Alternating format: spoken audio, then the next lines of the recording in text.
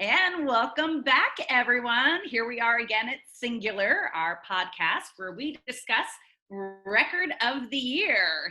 And of course, with you as always, Miss Susan here. And of course, we have Dr. Vincent Stevens over in the upper corner.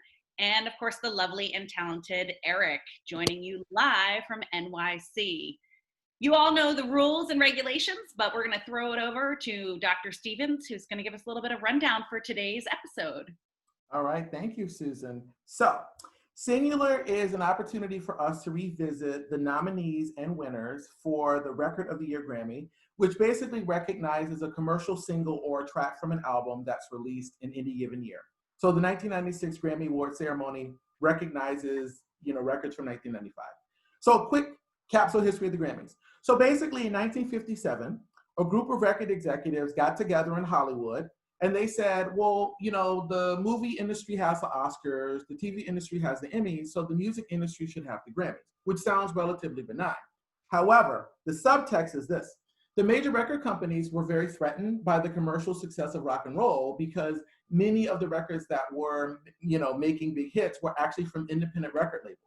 So because of that, the Grammys were also meant to be a dividing line between recordings that appealed to an older audience, like your Frank Sinatra or Perry Como type music, compared to rock and roll that was aimed at younger audiences, that had rural and urban performers, that kind of thing. So they were meant to be a dividing line. And you might be interested to know, the Grammys really didn't recognize rock music until 1979. So, yes, so the Grammy Awards have always been perceived as a step behind what's actually happening in music. So a quick preview. So we're going to talk about recordings from 1995, which Eric is going to talk about. But what you should know is that the 1994 Grammys honored some very traditional acts that really upset people. So the winner for Album of the Year was Tony Bennett's MTV Unplugged album. Now, we love Tony Bennett. However, even his record label president, Tommy Mottola, formerly married to Mariah Carey, said, in no way does that reflect what's really happening in contemporary music. So for the following year, they created a quality control panel. So all the nominees for record, song, album, and best new artist were vetted by a committee, an anonymous committee of people in the Recording Academy, to make sure that it reflected a more contemporary and representative sort of group of recordings. So that made the following year a very important year. And I will now roll this over to Eric Nelson, who will give you the deets about how we do this on Singular. Yeah, so as you know, and as Vincent and Susan described, we pick a year in the history of the Grammys to talk through which of Record of the Year, which of those nominees we liked, what we didn't like. We also look at who should have won from the listing. So did the Grammys get it right? Did they get it wrong? What are our thoughts there? And, because music is so diverse, what should have been in the mix? So in today's episode, as we always do, we're going to look through the top 5 nominees for Record of the Year, offer our opinions of who should have taken home that golden gramophone and who should have been shuffled into the mix. And why 1995? Why did we pick this year? Well, this year, 2020, is our anniversary, Susan, Vincent, and I, of meeting, of being friends, of having the opinions that the public wants to know. So we decided to honor that anniversary by looking at the year we met. So 1995, who was in the mix? Who got nominated? So the nominees were One Sweet Day by Mariah Carey and Boyz II Men, Gangsta's Paradise by Coolio, One of Us by Joan Osborne, Waterfalls by TLC, and the winner, Seal with Kiss from a Rose. So let's go through this list. Why don't we start with the top of the nominee list? And we like to go big, so let's start with perhaps the biggest in every sense of the word song on this list. One Sweet Day by That Lamb, That Butterfly, Mariah Carey, and her group of backup singers, Boyz II Men. I know. So this is going to come up a few times in this podcast. Susan, as long as I've known her, has talked about having gone to high school with Boyz II Men, and that they... Elementary school with Nate Morris. Shout out, Meredith. Yeah. What?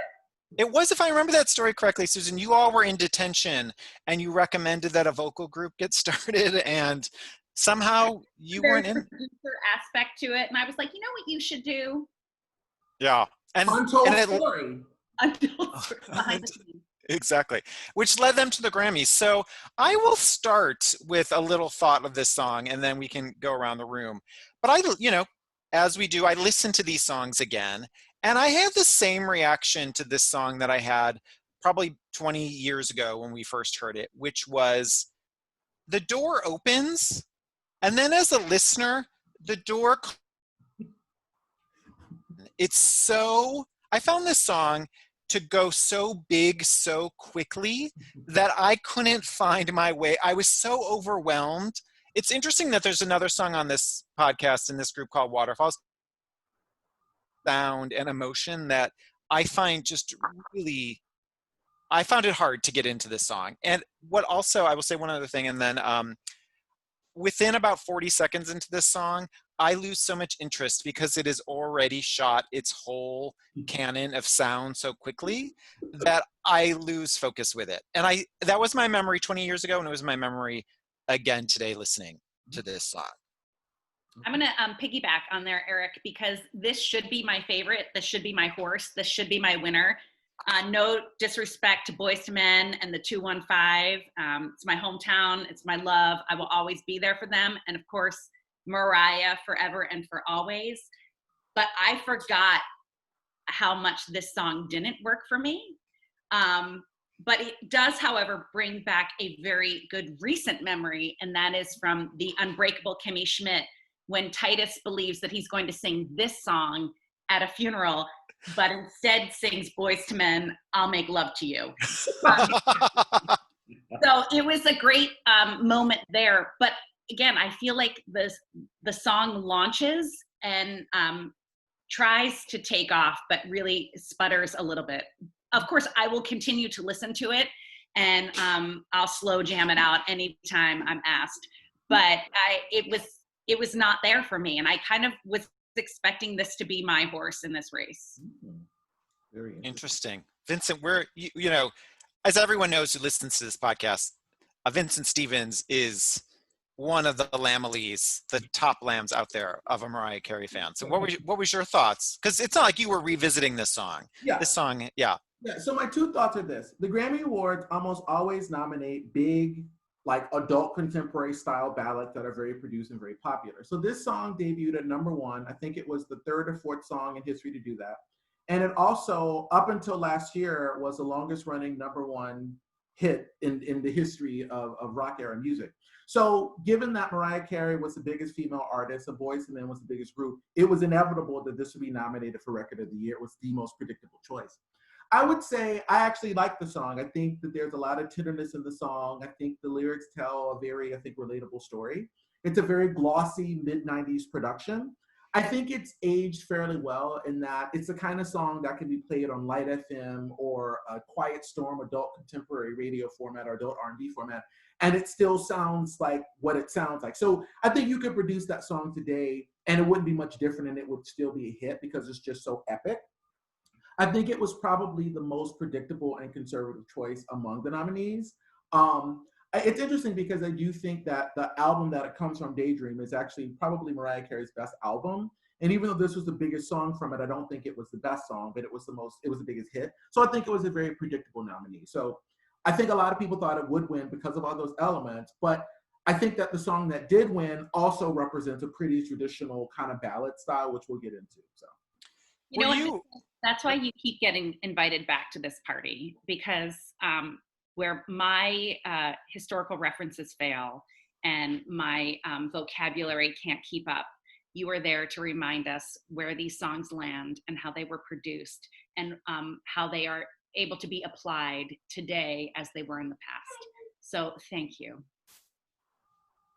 I will say, well, before we move on to our next nominee, or I'll ask both of you this question, because I shouldn't have been surprised by it, but one of the things that surprised me about this song is about 40 seconds into it, maybe a minute, a second Mariah shows up to sing with Mariah and Boyz II Men, and it made me wonder, did she feel that she needed to come with a group because she was singing with a group. Because her voice is literally singing with itself at different parts. And I found that, yeah, amazing. And a bit of a delight to see how much production was brought into this song. So, okay, so let's move on to our next nominee, which is from the movie that Michelle Pfeiffer was in, about, you know, being a teacher who engages her students through, you know, lyrics and poetry, and the song was Gangsta's Paradise by Coolio.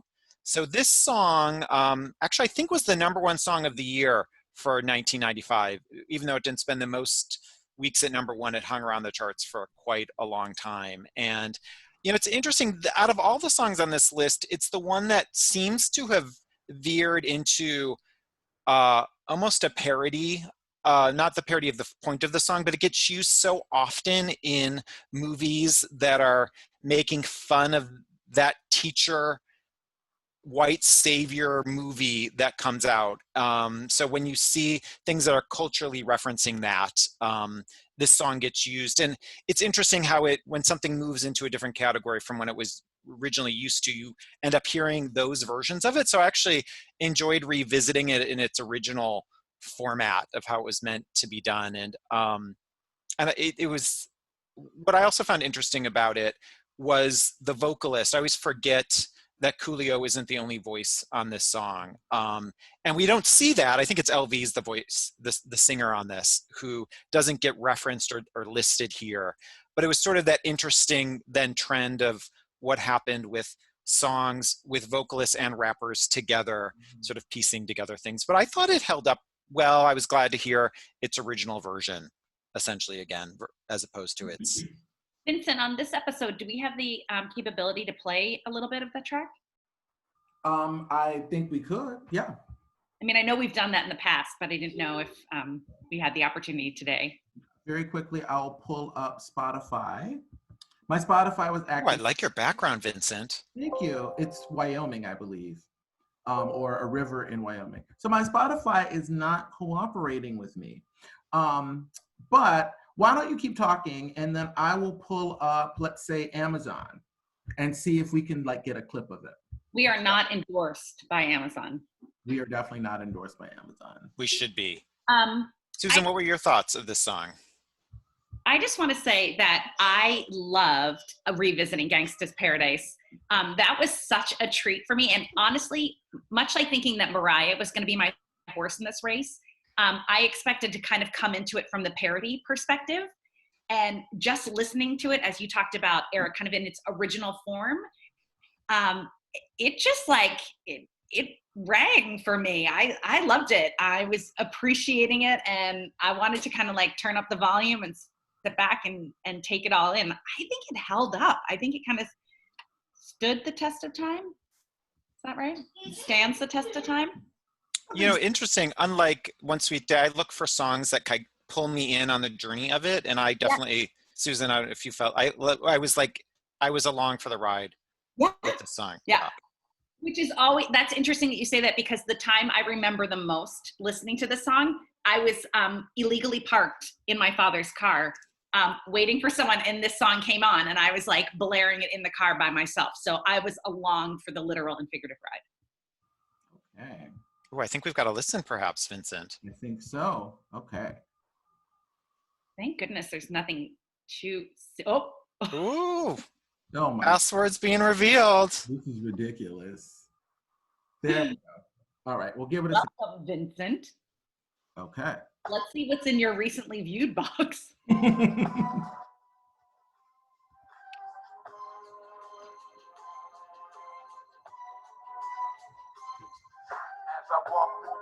Of the shadow of death, I take a look at my life and realize there's nothing left. Cause I've been blasting and laughing so long that even my mama thinks that my mind is gone. But I ain't never crossed a man that didn't deserve it.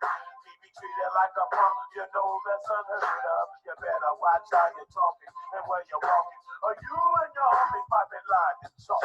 I really hate the trip, but I gotta know.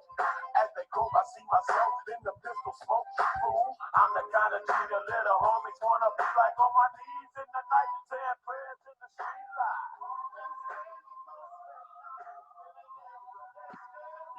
right. Right? We along for the ride? Okay. So Vincent, yeah.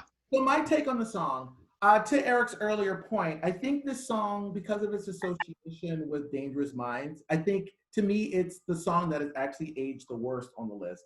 I think hip hop is a genre that constantly is changing because it's so dependent on other records and sampling. So this song uses a big part of a song called Pastime Paradise by Stevie Wonder from his album Songs in the Key of Life. So if you listen to that song, you hear, like the original version, you hear all of that in Coolio's version. I think the song has a very haunting tone. It's very melodic. It's very catchy. I think it represents kind of like rap music that crossed over in the mid 90s. I feel like it represents a very kind of like like a message song from hip hop. And I think those songs don't always age very well. Having said that, I mean, I think, a few years earlier at the Grammys, in 1990, You Can't Touch This by MC Hammer, which has aged a lot worse than this song, was the first rap song to be nominated for Record of the Year. So I think that in relationship to the Grammys trying to be hipper, I think the nomination for Gangs of Paradise represented that. This is a song that's popular. It's a song that I think is well respected. It's a serious song. It's very haunting. And so I think the Grammys needed to acknowledge that hip hop was contributing to the music industry. So I don't think it's the best song of these 5 nominees. But I understand why it was nominated. It's not a song that I ever listened to. It just seems very much of its time. But I think it was a respectable choice. I think it was a hip choice. I don't think it would have been nominated in previous years. So I think that's a sign that they were reconciling like contemporary taste with their traditionally more conservative kind of commercial-minded taste. So.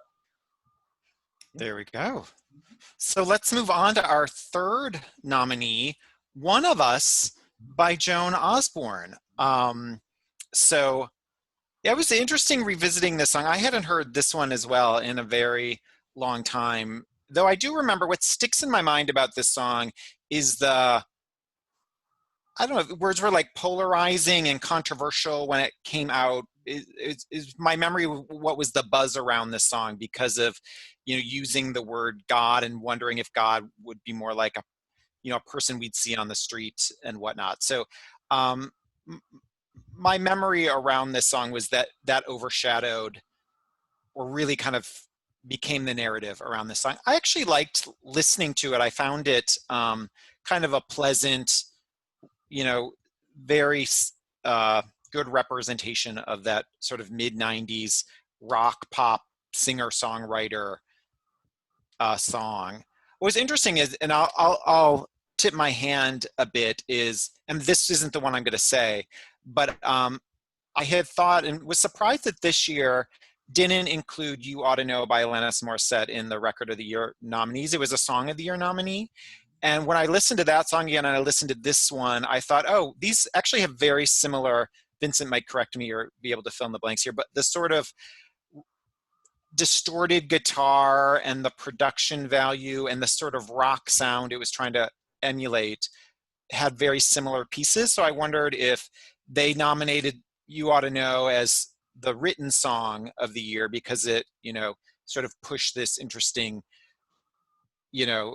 narrative about, you can't do this to me and I'm gonna call you out when you've treated me the way I shouldn't, kind of thing, versus this one, which then takes this more spiritual approach to the lyrics, but has the same sort of rock guitar distorted sound that checks that box of this being the rock nominee. So while I found this really interesting, or I found it a pleasant listen to, I don't know if it was the best song of the year. I feel like that controversy brought it in here, and I didn't actually find the lyrics all that controversial. They're sort of, I don't know. That was my take on it. I don't know if I have much more that I need to spend with this song or Susan. So, well, I'm going to be brutally honest here. I had a hard time remembering if this was the song that they played during the awful animal abuse commercials or not.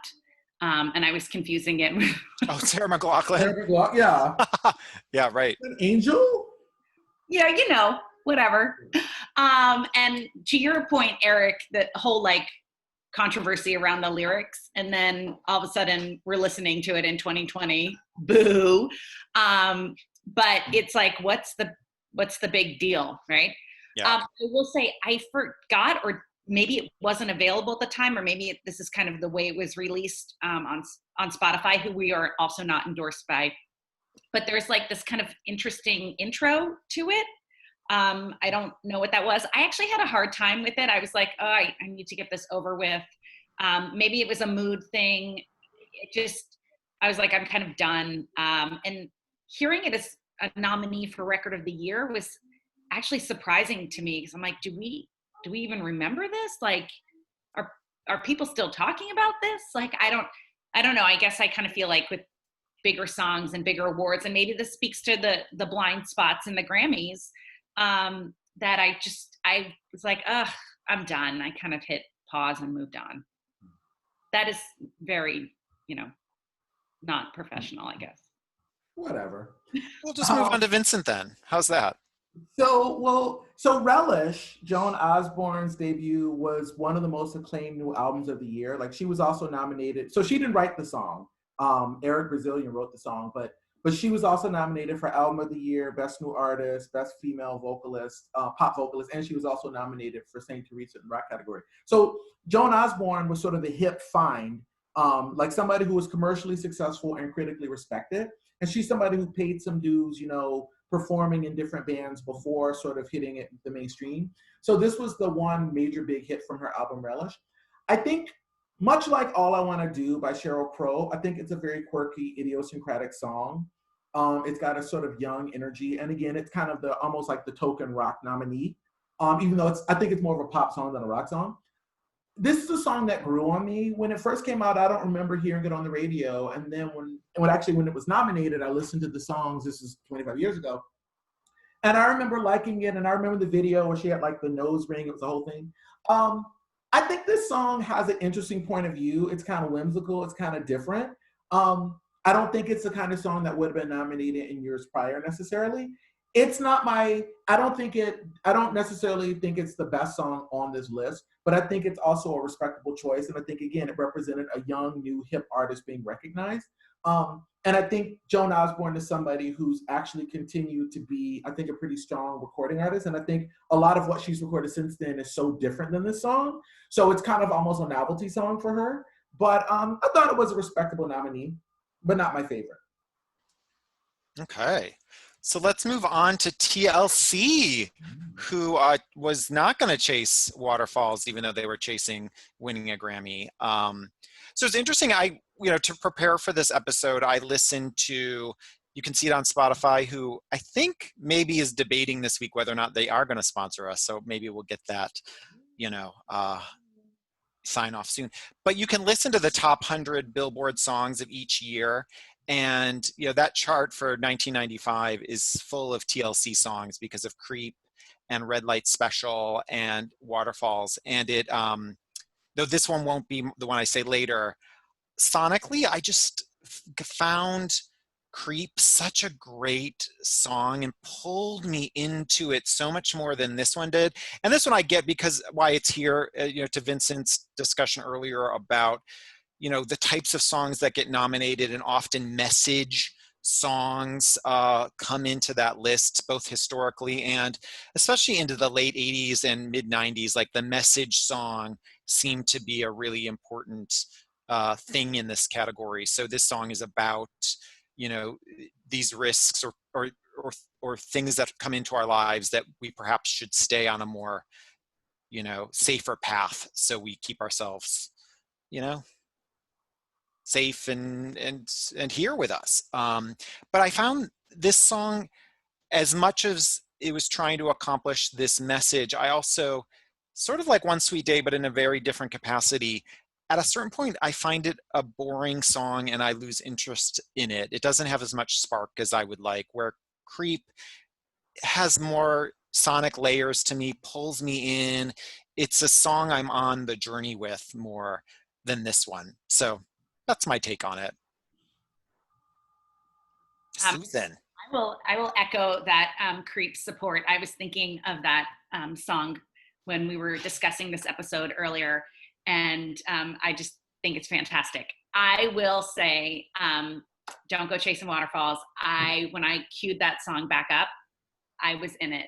And Vincent is laughing because you know that's me, and you I will stop what I'm doing and I will listen to that song. I loved it, and I actually feel like it held up better. If you just gave me a sheet of paper with these songs on it and not listening to any of them, I would have picked very differently. But I just felt like this song held up, and I loved like the rap interlude in it, like well placed, well timed. I will stop and listen, and I just so much power to TLC and what they kind of brought to the music community, and I want to celebrate them with that song. Can we hear a little bit, Vincent? We'll come back to that later because it's just my Amazon's weird, my Spotify is not responding, so it's just too tedious. But maybe if you want to pull it up while I'm chatting, that's fine. So TLC had a big hit with their first album in 1992. They became like the hip hop soul group, basically. And so because of that, I feel like the fact that like Crazy Sexy Cool was considered a maturation for them was kind of a nod. Again, they were a hip choice. So Waterfalls was both very popular, and the album I think was acclaimed. I think Waterfalls is a very iconic song, but I will say again, I think it's very much of its time. It sounds like what it is, which is mid-90s R&B. I actually think Creep and Red Light Special are sonically more interesting. Part of the issue with Waterfalls is like I think the rap part is fine. The singing to me is very it's kind of like people singing from their throat rather than singing from the diaphragm. Like, I don't think that TLC was a great group vocally. And I think this is a song that requires a different level of kind of tone and texture and color than the singers are able to provide. So I think it's a very endemic song. It's an iconic song. It hits all the bells and whistles and the notes that Eric mentioned. It just, at the end of the day, again, it just feels very much of its time, like a very self-consciously serious song. I think it's fine. I understand why it was nominated, but it wasn't my top choice. So speaking of top, I don't know if it's any of our top choices, but let's talk about the winner that year, which was Seal's Kiss from a Rose. I actually was not excited to revisit this song. I will just say that out loud. I remember the summer that this song was out from the movie Batman Returns, and I had an internship that summer. Our office had a radio on, like an adult contemporary station was on in the office all the time. And this song, I think, like they must have made a deal with the record company to play it once, and then they could play one other song, and then they would play this song again. I just could not get away from this. Like, it was played in my memory so often, and I just got so sick of it. It was like played to death. So I'm going to turn here. I really got pulled into the production and music of the song, not the lyrics, but the music of it. I found the sort of elegant strings and variety in it really pleasing. And I could understand why it became the radio and hit that it was, because it's sort of, there's a sophistication and an elegance and just something I really liked about it when you think of a ballad that in that time, and comparing it to One Sweet Day, which just like does every single cliche in the ballad book at that time. And this one had a little more orchestration and nuance to it that I was surprised how much I liked hearing those elements of it. And then realizing that I think the song is just about being addicted to cocaine, which is a really interesting comparative point to how people think of it as a love song. I don't think it's a love song. I think it's about, that journey with drugs, which is a really interesting. Chris, you think given what you were talking about, like the arrangement, the strings and everything, and that's why it can be played in like a dentist's office? Yeah. I do. Well, actually, we don't need to spend a lot of time here, but there's that one song. I think of it, these two together, that Third Eye Blind song, Semi-Charmed Kind of Life, which is about doing crystal meth and loving doing crystal meth. And that song is in like every dentist office, like it's played and I think it's like played at kids' birthday parties, like that, like people, the joy, there's a lot of buoyancy to that song, but it's about doing crystal meth. Right? There's a lot of joy in meth. There is a lot of joy in math. So that's, I actually, this was the most pleasant revisit in my mind because I had such a negative memory of the song. Susan? I'm gonna flip that coin and say I had such a positive memory of it. Like I can remember like the blockbuster. I can remember the weather. I can going out seeing this film and the ad campaign. And so visiting it this year just was such a letdown for me. I kind of expected more of an emotional response, and I was like, ugh, let's move on. And maybe to your point, Eric, it has been like that overplayed song that fits, like Vincent was saying, in so many categories. It checks all those boxes that you just hear it so much. And I didn't know about the cocaine connection. I think that actually we researched it, and he won't talk about what it's about, but the snow and the rose, and there's like the cemetery sort of illusions in there. I think it's about doing cocaine. That's my guess. I do want to interrupt by saying, whenever I've read, and this may reflect what Eric mentioned. Whenever I've read Seal talk about it, he always says like, I don't actually know what the song's even about. Like I think the lyrics are too impressionistic. Like I don't think there's nothing in the song to me that feels concrete and literal. Like it feels very, I don't know, it just feels like an impressionistic collection of images. Could be about coke, I don't know. So and I didn't mean to interrupt you, Susan. No. So this song appeals to me, but I do want to say I remember the year before. I remember my friend was a big Seal fan, and she had his album, which was just called Seal, and she loved the song "Prayer for the Dying." And I remember listening to the album and hearing "Kiss from a Rose." So "Kiss from a Rose" was not written for Batman; it was adapted, so it was already on an album. I remember hearing that song, and that was the best song on his album. It really stood out to me, and I thought if he had any sense, he would release this as a single because this song is gorgeous. Flash forward to summer of '95. I was in Philadelphia, actually, staying at the Four Seasons Hotel at a conference. And I remember that the two songs that were played incessantly, Kiss from a Rose and I Only Want to Be With You by Hootie and the Blowfish, they were like on nonstop rotation on VH1, on the radio. So I understand why a person would find it annoying. But sort of much like the song Rolling in the Deep by Adele, it's one of those things that I kept hearing it and hearing it and hearing it. Then when I took a step away from it, I was like, this is amazing. I think it's got a lovely melody, an elegant arrangement. I think the lyrics are kind of mysterious and interesting. It's got this like sweeping feeling. His vocals are passionate. I don't know. I think for me, it's this kind of song you hear and you're like, that's a winner. Like that sounds like what a number one hit sounds like, whatever that means. In 1995. In 1995. See, I have to say, I think the song has that kind of, I hesitate to say timeless. It has a certain quality. I actually think that song will work today. I think it's one of those ballads that I'm like, yes. So I actually enjoyed listening to it, and I thought, but I will also say it is the type of song that wins Grammy Awards. It's romantic, maybe. It's melodic. It was popular. Everybody knows it. Everybody's humming it. Done. And it also won Song of the Year, and it also won Seal the Grammy for male pop vocal. So this song was like, it checked all the boxes with the Grammy people. Again, I don't think it's like the most radical or innovative song ever written. None of these 5 songs are, but I enjoy it. Excellent. So we have reviewed our 5. So indeed. So as we do, we're going to talk about who we think of this list should have taken home that golden gramophone and who should have been in the mix. So today we're going to go in a different order. I'm going to look at my screen and see whose picture is first on my Zoom. And Vincent, I know, Susan, I know, I'm sorry. But you're at the foundation. You're the bottom of, you're holding us up.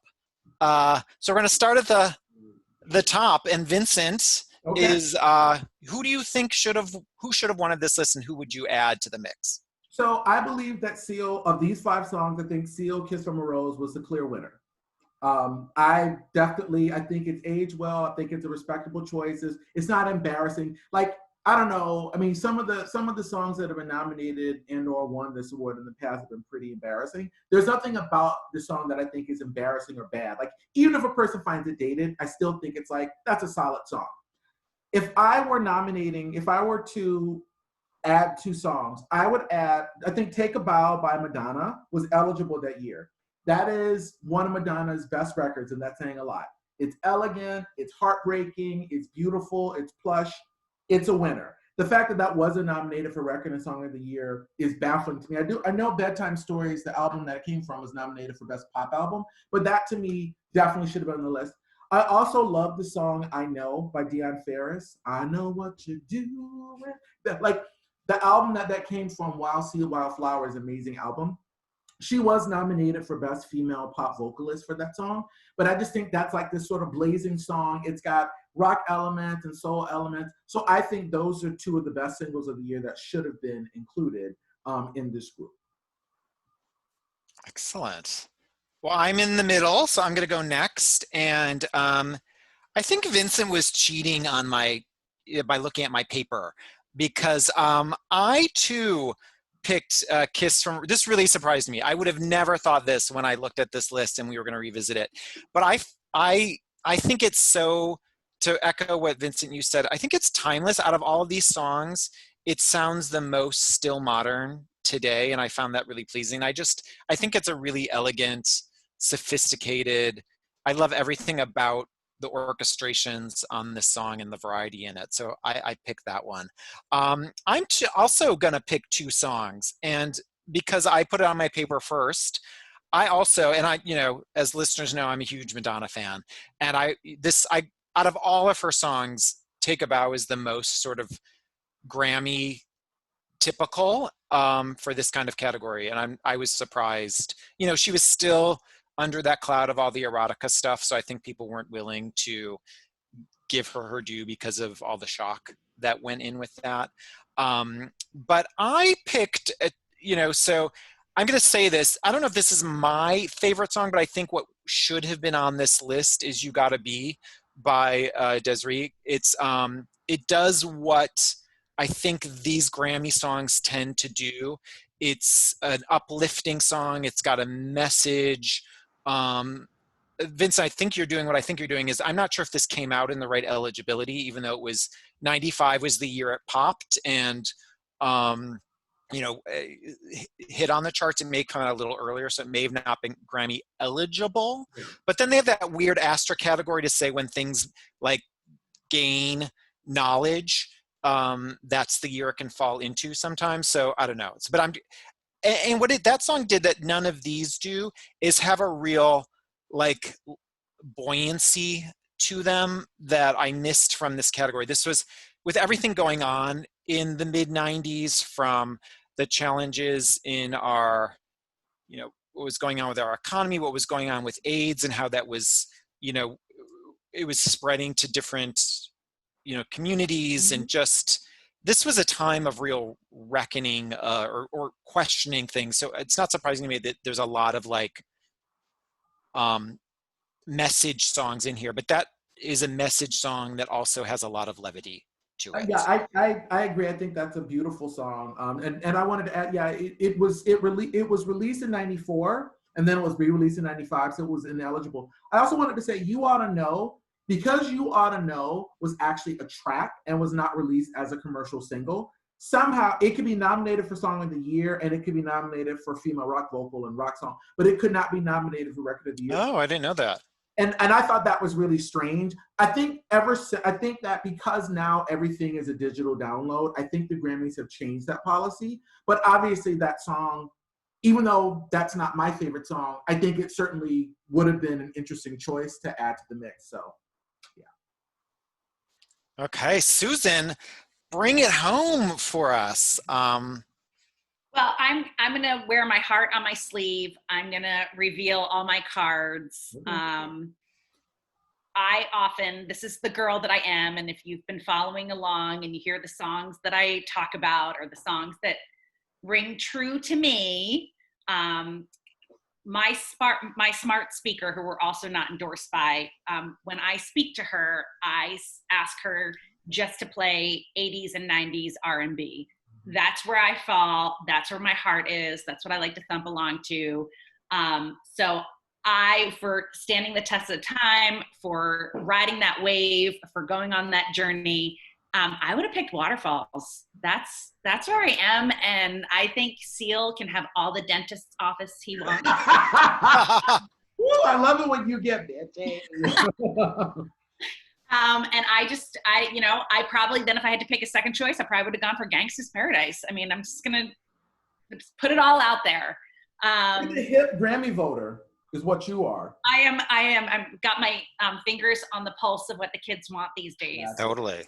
Speaking of kids, I was thinking of those two young men who just listened to Phil Collins, who are taking TikTok by storm. Yeah. Yeah. We could actually have them listen to this list, and then and we can see where the kids are landing these days, as you gentlemen were so eloquently putting it, about songs that have stood the test of time, songs that you think could be released today, where they would fall on this list. So maybe we'll invite them into Singular at some point. Come on. Yeah.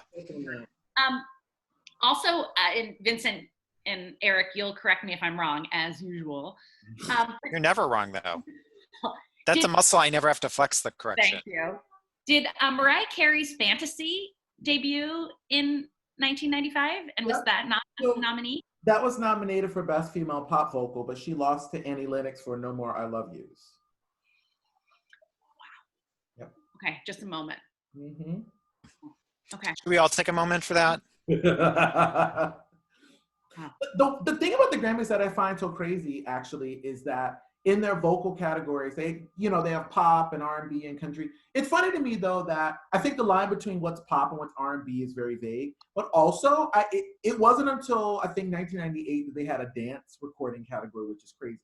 Yeah. So, well, they had that disco category in the late 70s. Was it 1 year, maybe 2 years that they had it? Yeah, super weird. So the problem is that a song like No More I Love Yous, which is a ballad, is up against a song like Fantasy, which is really a dance song. So I just think the Grammy Awards do this weird thing where they just sort of mash all these things together. Because other nominees in that category was Bonnie Raitt singing You Got It, I Know by Deion Ferris, I think The Colors of the Wind by Vanessa Williams. Those songs are all so different that the idea that they're all in one category, it just is such a weird, I don't understand the logic. But the artists themselves or their record companies submit them, so, whatever. Is it kind of like Get Out being nominated in the comedy section for the Oscars? Oh, yeah. Or for the Golden Globes, Golden Globes. Yeah. Somebody was like, that was real. What are you talking about? Yeah. Not a comedy. Not a comedy. Yeah. And who would you have added to the list? Yeah. Well, I'm not allowed to add Fantasy, right? You could have Fantasy. People have been nominated to you could have multiple, I think, Vincent, right? You could have multiple nominees in the category. Can you not? You can only have one per artist in the big category. Oh, I didn't know that. Interesting. We have Fantasy or One Sweet Day then. So And I'm just gonna throw this card on the table. Haven't really listened to the full song in a while, but sing it all the time. This Is How We Do It, Montel Jordan. That's, I think, could have been nominated. That was that may have been nominated in How we do it. the R&B category. Just for fun. You like that 90s R&B? I love that 90s R&B. you got to do it. Good music, baby. This is me, people. This is me. Well, and also, right, I just think it's interesting. Again, I think this has changed with time, but I think the Grammy Awards have always been kicking and screaming when it comes to R&B music, country music, quote unquote ethnic music. Don't even get me started on jazz. Think about it. Aretha Franklin won the R&B category every year from 1967 to 1975. Aretha Franklin, are you ready for this? Has never been nominated for album or record or song of the year. That's crazy. So they've always marginalized and said, "Oh, we're going to keep you in the R&B category." Or Garth, even though I'm not a Garth Brooks fan, Garth Brooks was the biggest selling album artist of the 90s. He was never nominated for any of the major categories like album of the year. It makes no sense, given the Grammys' attention of very commercial recording. So anyway, that's the Grammys for you. Interesting. Here we are, ladies and Here gentlemen. we are. Yeah, indeed. Wrapping up another episode of Singular with your hosts, Susan, Dr. Stevens, and Eric, as always. We'll be coming back to you again Do you gentlemen want to add anything before we close this out? Yeah, so we are looking forward to sharing this with you as always through social media. So you can look to Twitter, Facebook, as well as my blog, riffsbeatsandcodas.com. So check us out because we are always excited to share our thoughts and make music together. So we're excited to, get your opinion as well. So. And let us know in the comments, like if there's a year you want us to revisit or look at. We're happy to take, pop a quarter in the jukebox, baby, and put a request in, and we'll harmonize with you. So. All right. Well, on that note, ciao. As always, thanks for listening. Ciao. Don't forget to make music, not war. And don't forget, if you're not registered to vote, get out there and register to vote. And don't forget to vote. And we will see you next time on the next episode of Singular. All right. And we appreciate you. We appreciate you.